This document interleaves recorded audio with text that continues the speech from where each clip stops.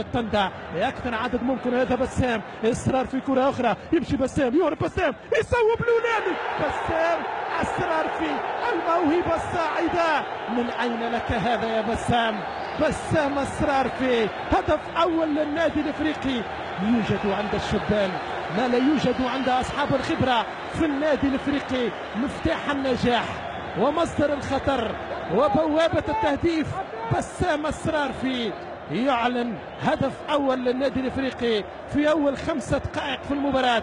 50 دقيقه لعب، بسام صنع الهدف هذا وحده. شوف كيفاش هرب، شوف كيفاش راوغ، شوف كيفاش سدد. بسام يا بسام، الكابتن بسام بتصويبه ارضيه يباغت الحارس كريستوف عيفيمي. سريع ومراوغ وبارع وحركات ضخمه وفخمه يسرار فيه.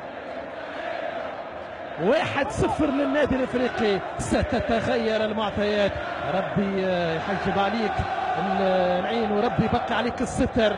بسام اصرار في جمهور النادي الافريقي، هم يحبونه، هم متيمون به، يتنفسون بالسياح، يلبسون الاحمر والابيض، يسعدون للفوز، يبكون في الهزيمه، ينامون ويستيقظون بالنادي الافريقي. الافريقي ساكن فيهم ودعم كبير من جمهور الافريقي. نسكت شويه.